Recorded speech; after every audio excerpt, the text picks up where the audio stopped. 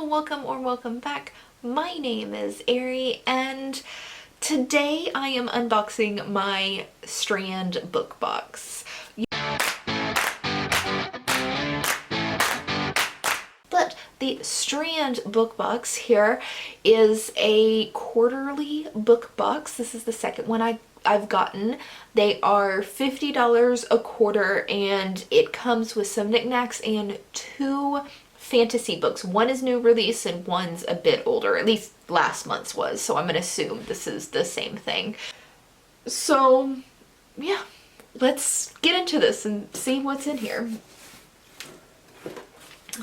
I will say as I'm opening this, I didn't like either one of the books I got last time, so hopefully we get better books this time. But as always, you guys get first peek if I can open this. Ta-da! All right, what do we have in here? First, we have the spells deck, which seems to be like, it's not a tarot deck, but it's sized like a tarot deck. All right, so this is what the card backs look like, which are really cool. And then the card fronts, like, have like a bunch of different information on it. I don't know what any of this means, but you have like a symbol, the title of the card, and like some information on it.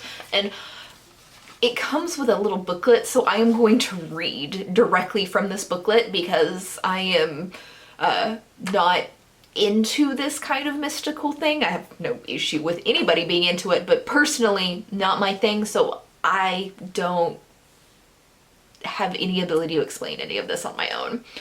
So it says how to use this deck. You can use this deck in a variety of ways. If you have a clear intention in mind, like blessing a new home or attracting a mate, select a card from one of the 8 categories to find one that aligns with your purpose. Are you looking for daily inspiration or a spiritual sign, or you're just not sure what magic to do? Pick a card at random.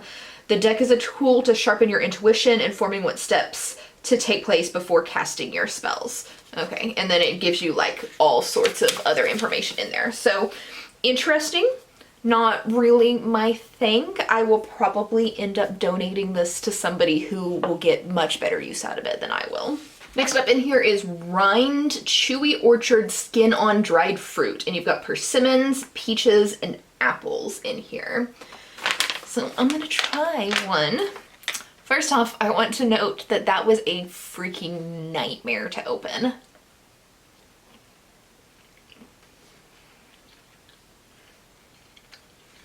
This is fairly tasteless. It's like a dried fruit, but it's moisture, or it's slightly chewy. Instead of like crunchy dried fruit, it's chewy dried fruit.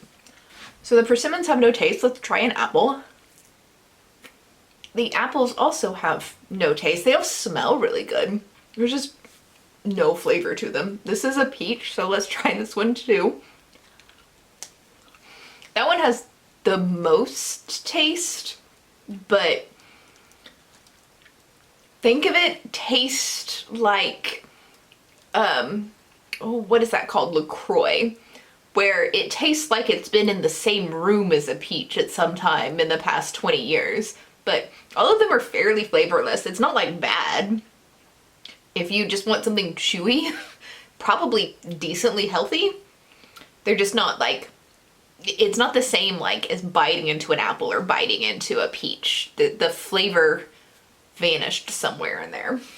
Next up, I have a single tea bag, and this is organic tea from the Himalayas. It's Kamari Gold, and it doesn't really give me any information about it other than it's gold tea, and I've never heard of gold tea, so I don't know if this is herbal, I don't know if it's black tea, green tea, if it has any sort of caffeine in it.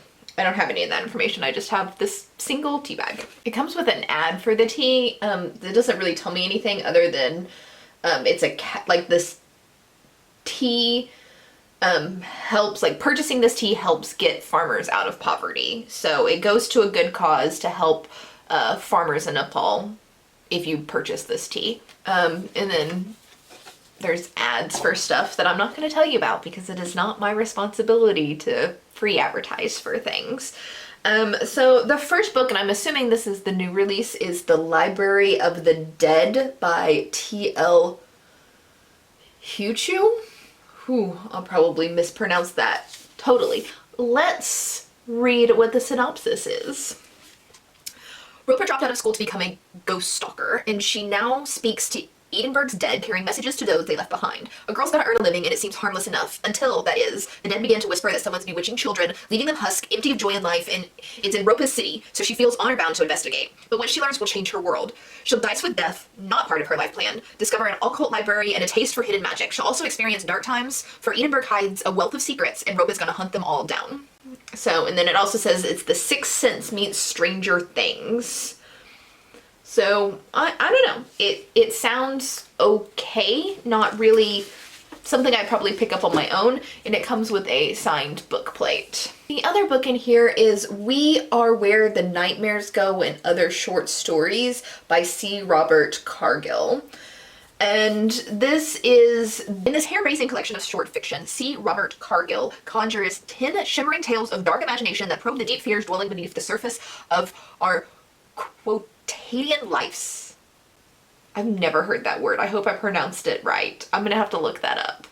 Angels and demons, predators and prey, the mundane and the macabre, the living and the dead are all are the stuff of these enticing and surreal tales. That's a lot of ands in there, and it was getting complicated.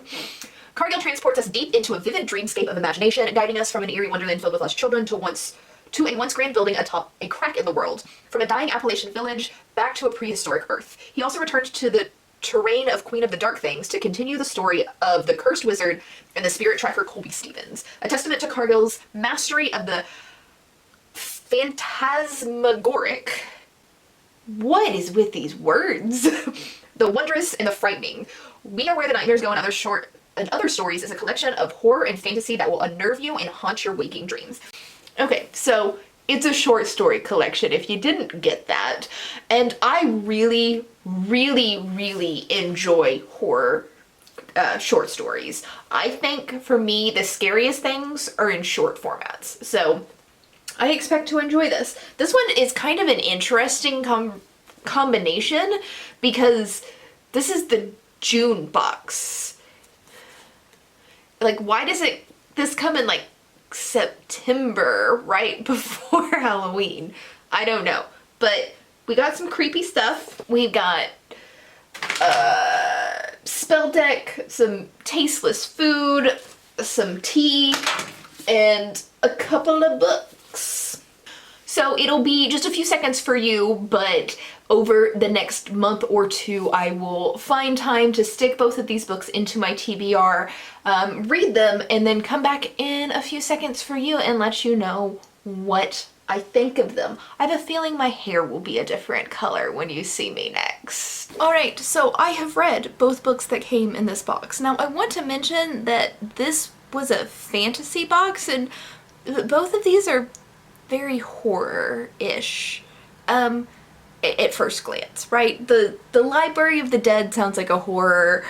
We Are Where the Nightmare Goes and Other Stories with this cover sounds like a horror. So let's go with this book first, because this was the first one I read. This is a horror book. There's barely any, if any, fantasy aspects to it. This is a horror short story collection. Now, it was okay.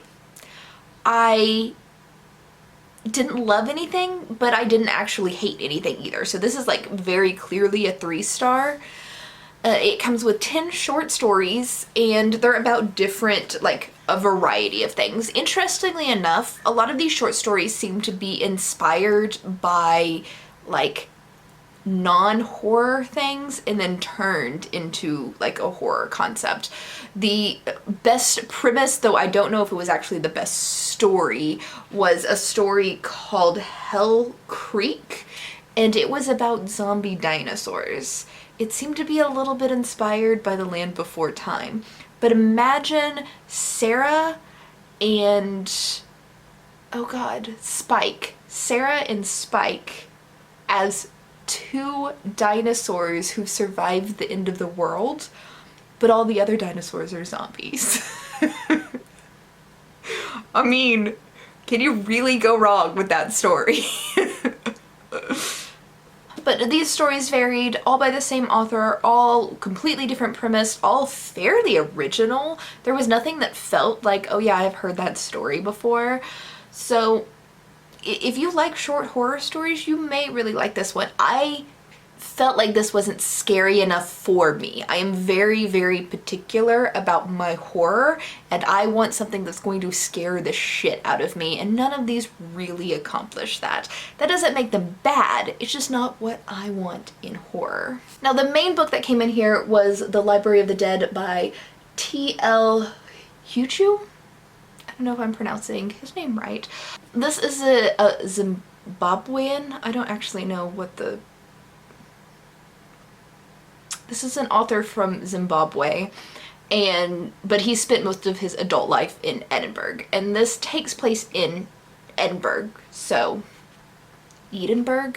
I don't know. So this seems like a post-apocalyptic book, but it's only like vaguely mentioned in the background. Things like cars don't exist anymore, and a lot of places that I'm pretty sure actually exist in Edinburgh are like run down in this book. But I've never been there, I've never been to Scotland, so I'm not 100% sure. But it feels like it feels a little bit post-apocalypsy. What this is it follows a youngish teenage girl named Rope. I'd say she's about 16, but I don't remember who was actually ever said in the book. And she sees ghosts. She can talk to ghosts. And so she has a side hustle where she delivers messages from ghosts to the living and then gets the living to pay for the messages. She is very poor. She lives with her grandmother and her younger sister, and her income is the main support for their family. So she has to pay rent, buy food, all of that stuff. And so she's dropped out of school, and then she does this as a side hustle. Well, one day a ghost comes up to her and says, there's something wrong with the children in Edinburgh. Like, somebody is kidnapping poor children. And she's like, are you gonna pay me for this information? Nah, peace out. But she does end up eventually investigating and trying to figure out what happens to these children. Now, we get that plot line fairly early on in the book, but it feels like a video game where there's a lot of side quests.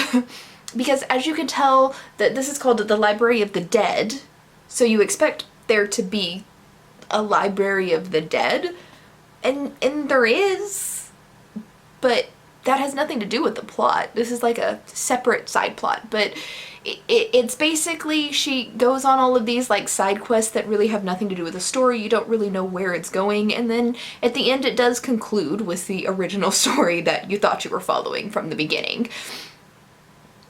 I personally figured out who the bad guy was and like what was happening to the children fairly early on. It felt really obvious. This book feels like it's written for young adults, but it's actually an adult novel. It just feels very young.